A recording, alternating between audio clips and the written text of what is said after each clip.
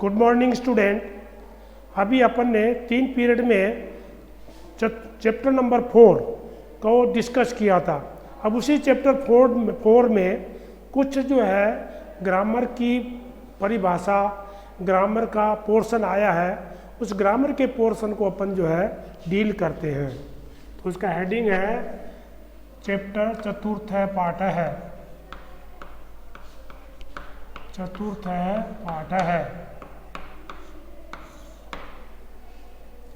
व्याकरण बोध।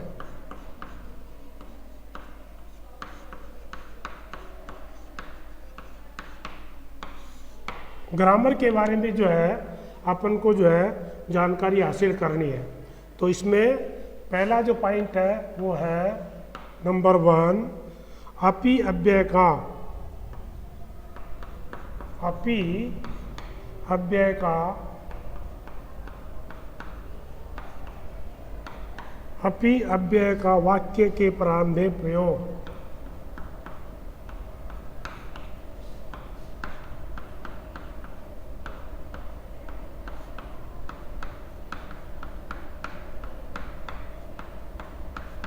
पहला,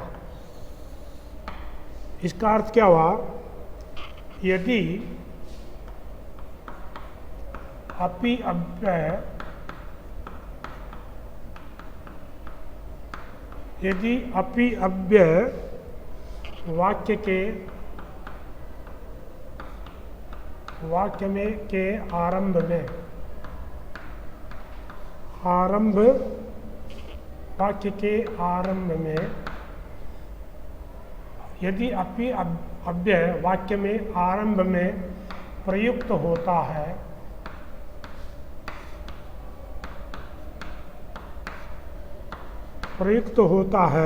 तो वाक्य प्रश्नवाचक बन जाता है, प्रश्नवाचक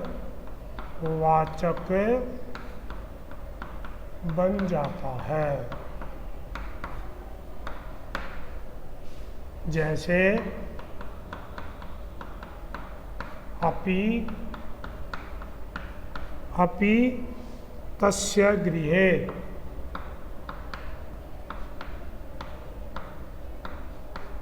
अपि तस्य गृहे सर्वं कुशलम,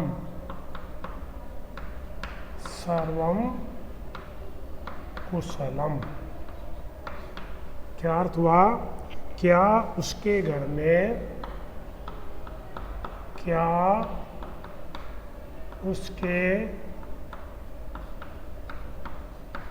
उसके घर में सब कुशल हैं?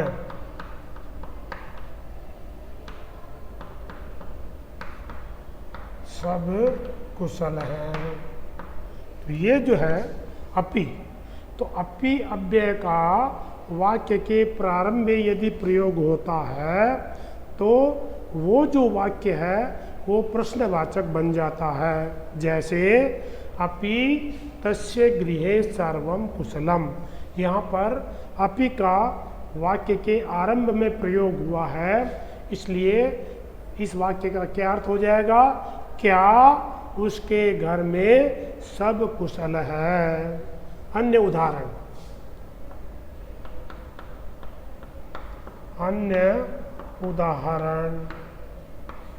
नंबर 1, पहला है अपि भवान कुशलम, अपि भवान कुशलम। क्या अर्थ हो जाएगा? क्या आप कुशल हैं?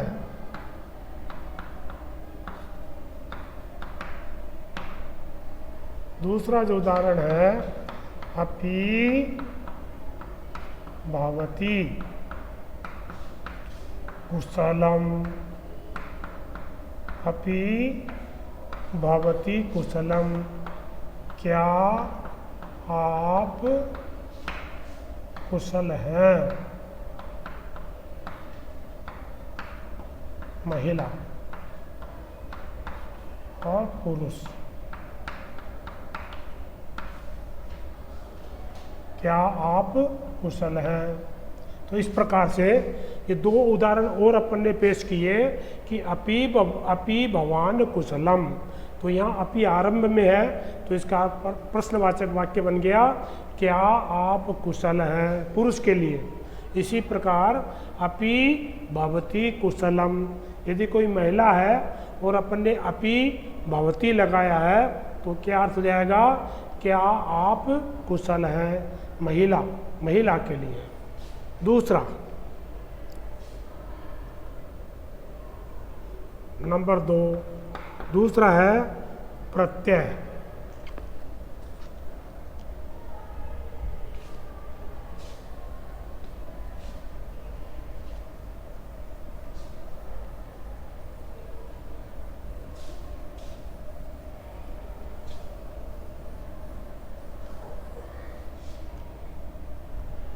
व्याकरण बोध का दूसरा जो पार्ट है वो है प्रत्यय। प्रत्यय का क्या अर्थ है, जो शब्दांश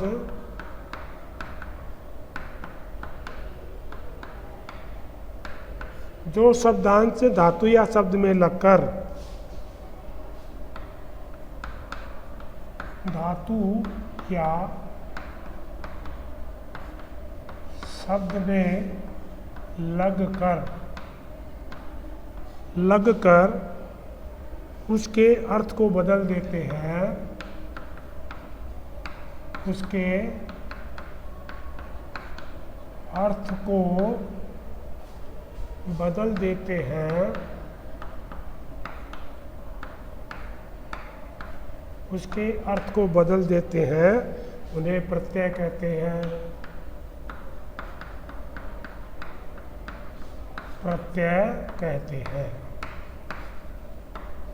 तो प्रत्यय की क्या परिभाषा है कि किसी भी वे शब्दांश मतलब शब्द के अंश जो या किसी धातु के या तो बाद में या किसी शब्द के बाद में लग करके उसके अर्थ में परिवर्तन कर देते हैं, वे प्रत्यय कहलाते हैं।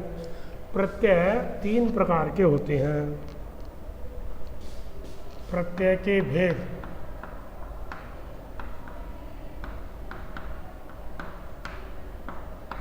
प्रत्यय 3 प्रकार के होते हैं। प्रत्यय 3 प्रकार के होते हैं। कौन कौन सा है? पहला है कृदंत प्रत्यय।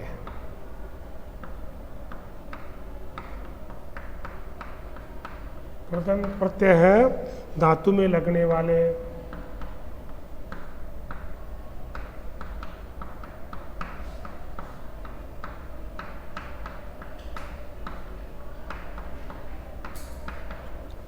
दूसरा जो है वो है तद्धित प्रत्यय।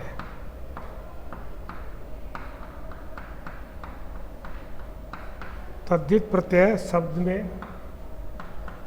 के साथ लगने वाले। और तीसरा जो है वो है स्त्री प्रत्यय।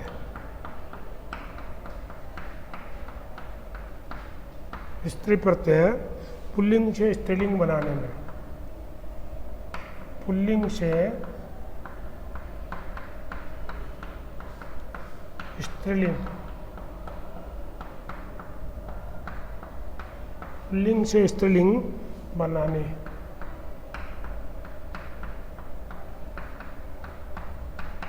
तो इस प्रकार से ये प्रत्यय के पहले अपन ने परिभाषा देखी कि जो शब्दांश धातु या शब्द में लगकर उसके अर्थ को बदल देते हैं उन्हें प्रत्यय कहते हैं। अब प्रत्यय के भेद। प्रत्यय 3 प्रकार के होते हैं। पहला कृदंत प्रत्यय, दूसरा तद्धित प्रत्यय, तीसरा स्त्री प्रत्यय। अब कृदंत प्रत्यय जो है वो धातु के साथ लगते हैं और जो तद्धित प्रत्यय है वो शब्द के साथ में लगते हैं और जो स्त्री प्रत्यय है वो उनका प्रयोग जो पुल्लिंग शब्द है उनको स्त्रीलिंग में जब बदलते हैं तो स्त्री प्रत्यय का प्रयोग करते हैं। तो इसका चार्ट है प्रत्यय,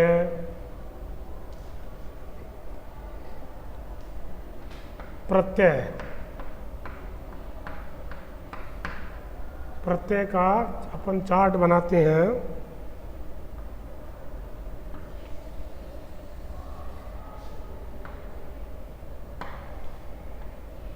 नंबर 1, नंबर 2 और नंबर 3। पहला है कृदंत प्रत्यय, कृदंत प्रत्यय है। दूसरा है तद्धित प्रत्यय,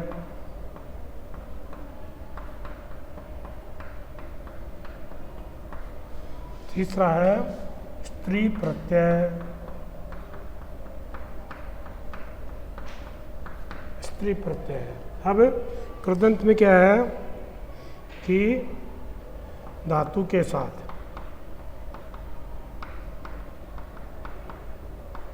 जैसे कत्वा, तुमुन, कत्वा, तुमुन, ल्यप, ल्यप, कत, कतवतु, कतवतु, सत्री, सानच और तबियत, तबियत, अनियर,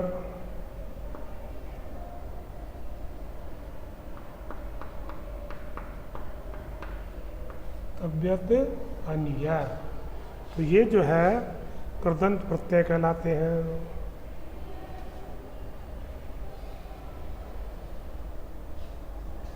दूसरा है तद्धित प्रत्यय, तद्धित शब्द में लगने वाले।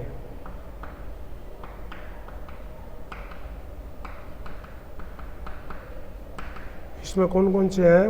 जैसे त्वय, त्वय, तल, ठक और मतुप।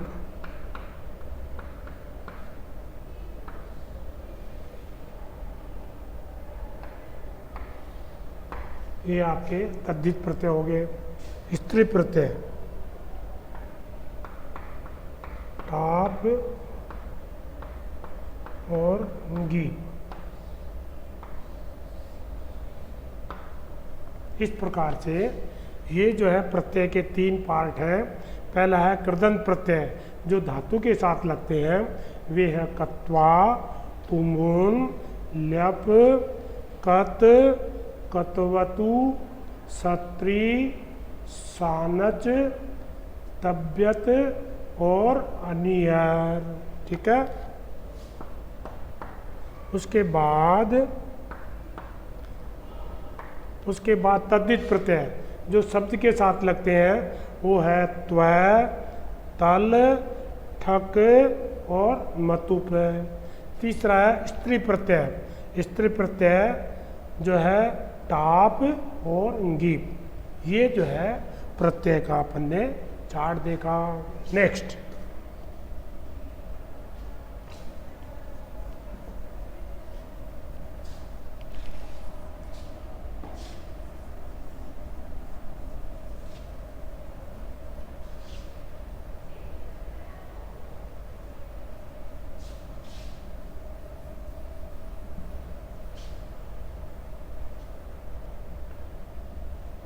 नेक्स्ट है विशेषण विशेष्य। नंबर 3 विशेषण विशेष्य। विशेषण विशेष्य क्या होता है? संज्ञा या सर्वनाम, संज्ञा या सर्वनाम की विशेषता बताने वाले,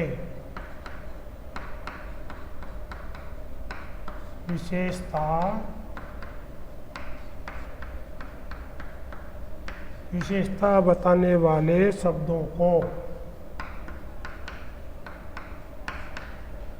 विशेषता बताने वाले शब्दों को विशेषण कहते हैं। विशेषण कहते हैं। अब संस्कृत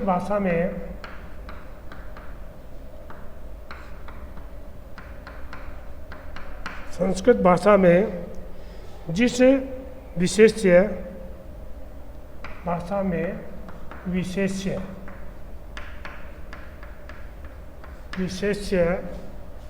ब्रैकेट में संज्ञा जिस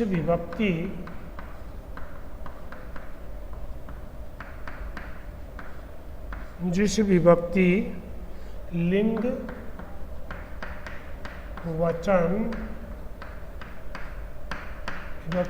वचन में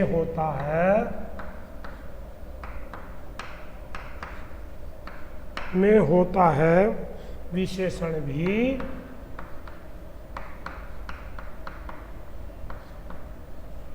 विशेषण भी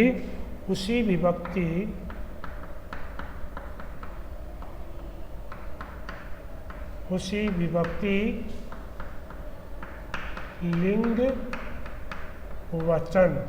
लिंग वचन में होगा।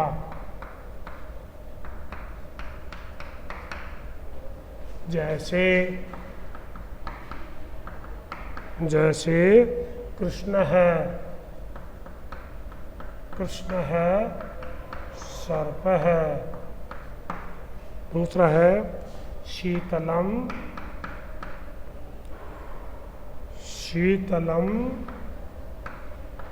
जलम। उत्तमा विद्या।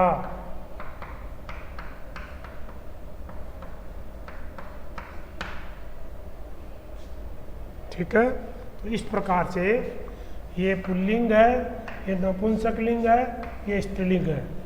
तो इसमें विशेषण क्या होता है कि संज्ञा या सर्वनाम की जो विशेषता बताते हैं वे विशेषण कहलाते हैं।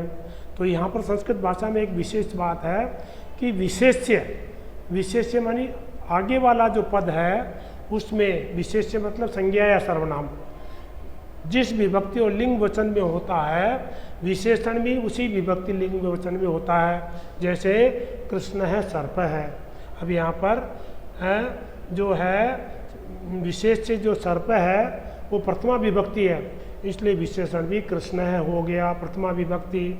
इसी प्रकार जलम जो विशेष्य है वो प्रथमा विभक्ति है, एक वचन है, नपुंसकलिंग है, तो इसलिए यहाँ पर भी प्रथमा एक वचन नपुंसकलिंग शीतलम हो गया। तीसरा विद्या जो है स्त्रीलिंग है और प्रथमा विभक्ति है, तो विशेषण है वो भी प्रथमा विभक्ति और स्त्रीलिंग हो गया। अब इसका चार्ट अन्य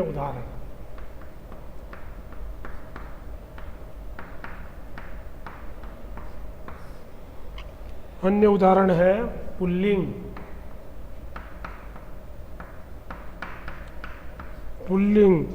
स्त्रीलिंग,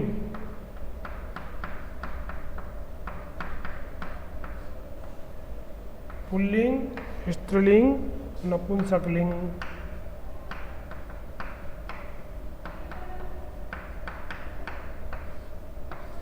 तीनों लिंगों में है 1, 2, 3 और 4 वाक्य। पहला है प्रसिद्ध है, स्त्रीलिंग में प्रसिद्धा,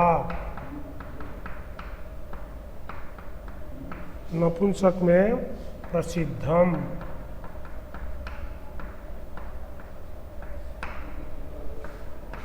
दूसरा है आवश्यक है, आवश्यकी।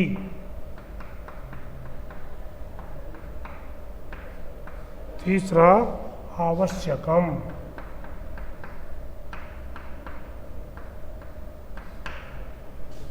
तीसरा है विनम्र है, विनम्रा।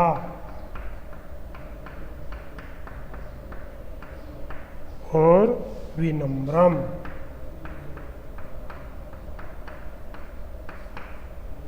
चौथा है रमणीय, रमणीया,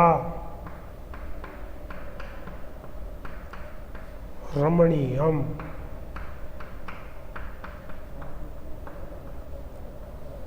इस प्रकार से ये अपन ने जो है अन्य उदाहरण देके पुल्लिंग, जैसे प्रसिद्ध शब्द है, स्त्रीलिंग में इसका प्रसिद्धा और नपुंसक में प्रसिद्धम।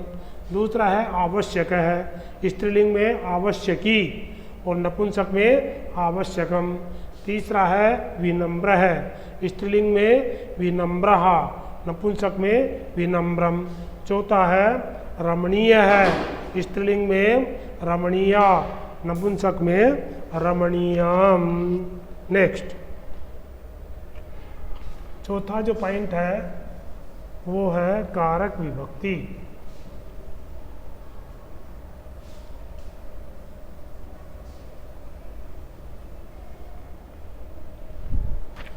चौथा जो पॉइंट है वो कारक एवं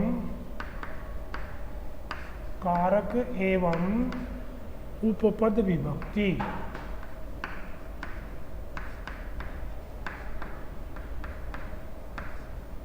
कारक एवं उपपद विभक्ति। अब इसमें जो है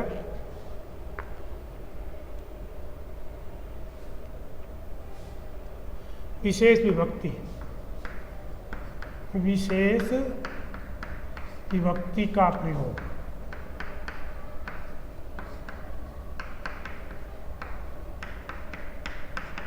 जैसे अध्यापक है, अध्यापक है छात्रान, अध्यापक है छात्रान प्रश्नम पृच्छति।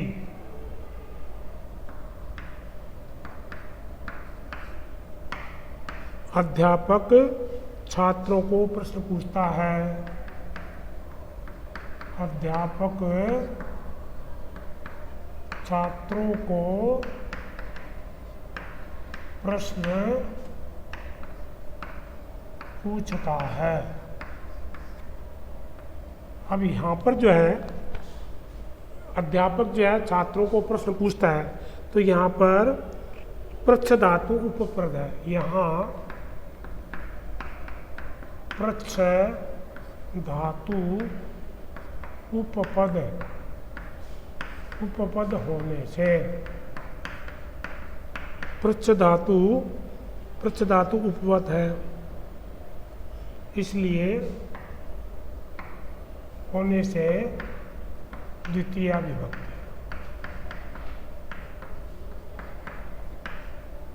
विभक्ति का प्रयोग। तो ये जो है आपको जो है कारक और उपपद, अगर कोई वाक्य उपपद की धातु आती है तो उसके पहले वाले वाक्य में द्वितीय विभक्ति का प्रयोग होता है। पांचवा तबियत प्रत्यय।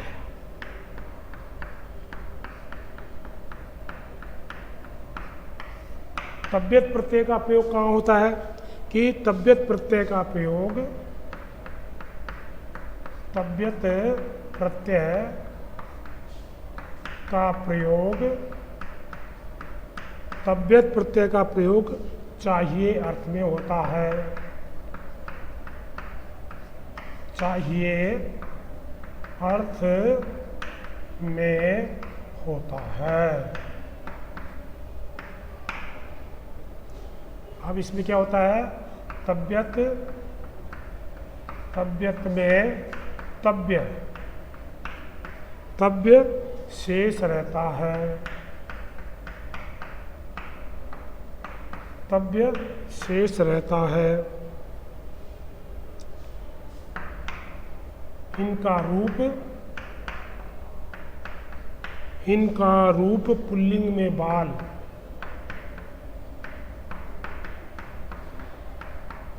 पुल्लिंग में बाल, स्त्रीलिंग में स्त्रीलिंग में लता और नपुंसक लिंग में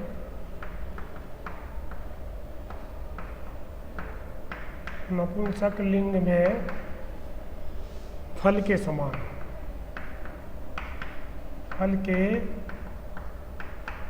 समान चलते हैं। तो ये जो आपका पांचवा जो पॉइंट है वो है तबियत प्रत्यय। तबियत प्रत्यय का प्रयोग कहाँ होता है? जहाँ चाहिए, किसी वाक्य के अंत में अगर चाहिए अर्थ होता है, चाहिए शब्द आता है, तो वहाँ पर तबियत प्रत्यय का प्रयोग होता है। तबियत प्रत्यय में तब्य शेष रहता है। और इनका रूप कैसे चलता है? पुल्लिंग में बाल है, बालो बाला की तरह, स्त्रीलिंग में लता लते लता की तरह, और नपुंसक लिंग में फलम फले फलानी, इसकी तरह इनका रूप चलता है।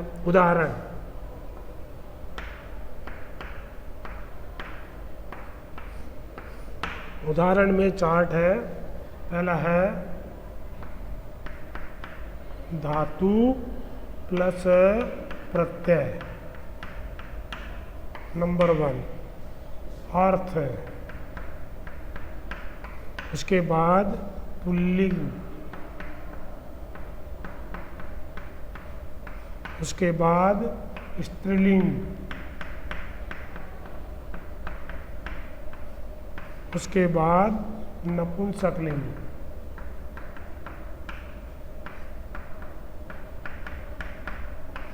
कुछ उदाहरण पेश करते हैं अपन। नंबर 1 पहला है पठ प्लस तबियत। पठ प्लस तबियत का अर्थ है पढ़ना चाहिए।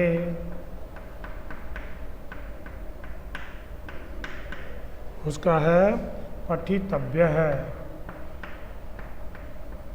पठितव्य है, पठितव्या, पठितव्या और पठितव्यम।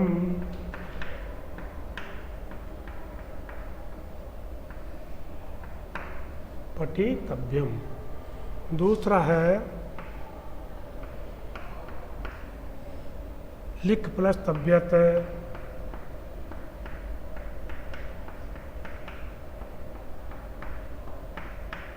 लिख प्लस तबियत का हो गया लिखना चाहिए।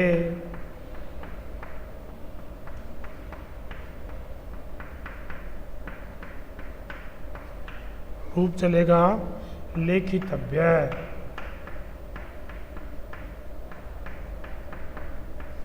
लेखितव्या,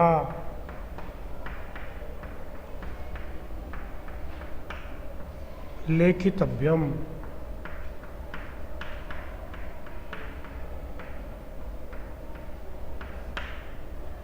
तीसरा है दृश्य प्लस तबियत।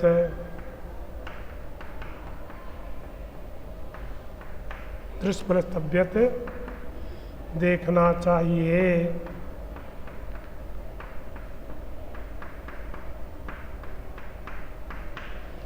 द्रष्टव्य है,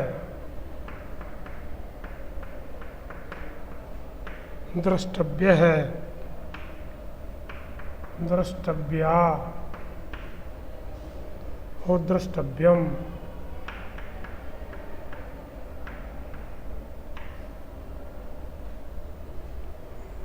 चौथा है रोप प्लस तबियत।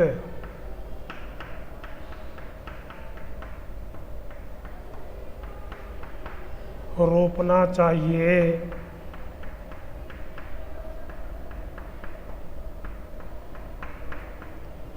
रोपितव्य,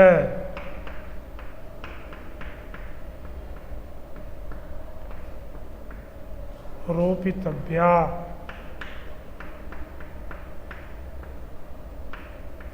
और रोपितव्यम।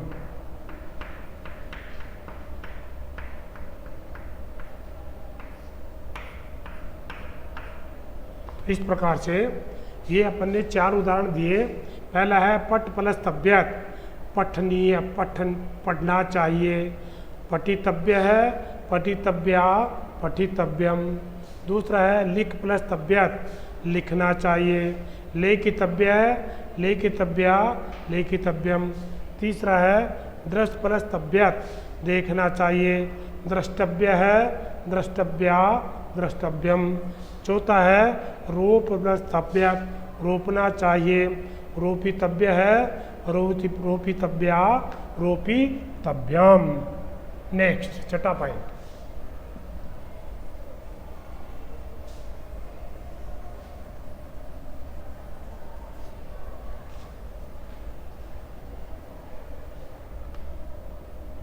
छठा जो पॉइंट है वो है अनियर प्रत्यय।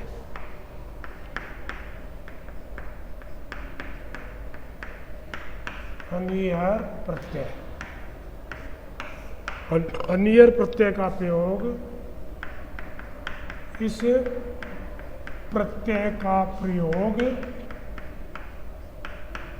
इस प्रत्यय का प्रयोग के योग्य,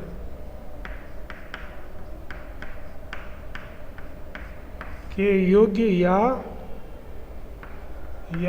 चाहिए, या चाहिए दोनों अर्थों में होता है। दोनों अर्थों में होता है। अन्य, इस प्रत्यय में अन्य में, अनियर में अन्य, अन्य शेष रहता है।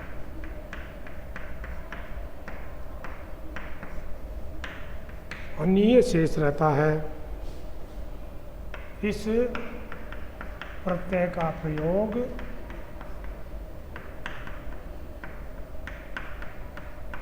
इस प्रत्यय का प्रयोग भी बाल, कोमा, लता, कोमा, फल के समान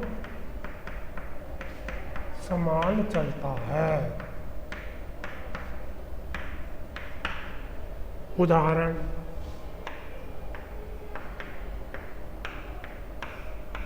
उदाहरण है पहला धातु प्लस प्रत्यय, धातु प्लस प्रत्यय। दूसरा है अर्थ,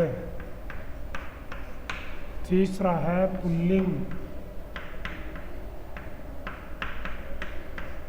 चौथा है स्त्रीलिंग, पांचवा है नपुंसकलिंग।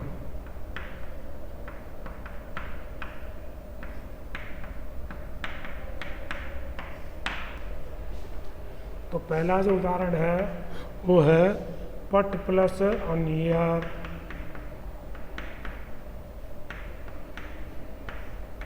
पट प्लस अनियर, पढ़ने के योग्य।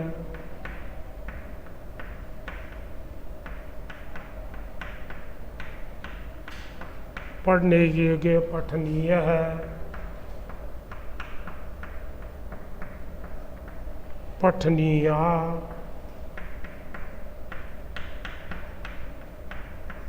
और पठनीयम।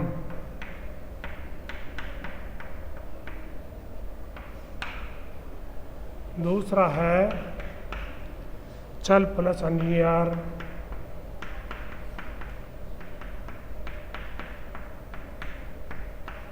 अनियर चलने के योग्य।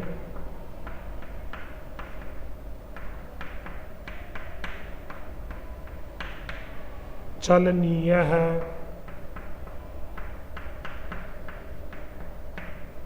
चलनीय है, चलनीया, और चलनीयम।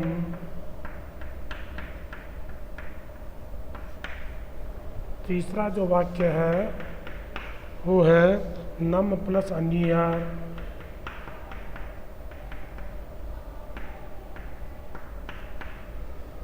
नमस्कार करने योग्य। नमस्कार के योग्य। तो नमनीय है, नमनीया, नमनीयम,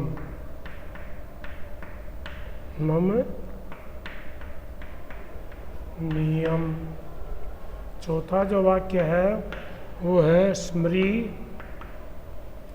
प्लस अनियर, याद करने योग्य,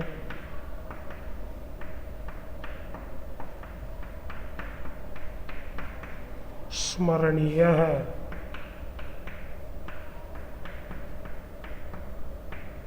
स्मरणीया,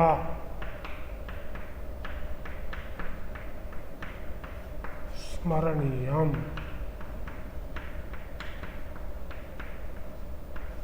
इस प्रकार से ये जो है अनियर प्रत्यय है, इसका प्रयोग के योग्य या चाहिए अर्थ में होता है। इसमें अनिय शेष रहता है और इसका रूप बाल, लता और फल के समान चलता है।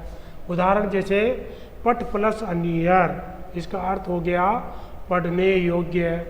पुल्लिंग में पठनीय है, स्त्रीलिंग में पठनीया, नपुंसक लिंग में पठनीयम। दूसरा है चल प्लस अनियर, अर्थ हो गया चलने के योग्य। पुल्लिंग में चलनीय है, स्त्रीलिंग में चलनीया, नपुंसक में चलनीयम। तीसरा है नम प्लस अनियर, नमस्कार के योग्य। पुल्लिंग में नमनीय है, स्त्रीलिंग में नमनीय, नपुंसक में नमनीयम। चौथा है स्मृ प्लस अनियर, याद करने योग्य। पुल्लिंग में स्मरणीय है, स्त्रीलिंग में स्मरणीया और नपुंसक में स्मरणीयम। इस प्रकार से ये आपका ग्रामर का जो पोर्शन है वो कंप्लीट हो गया। Thank you.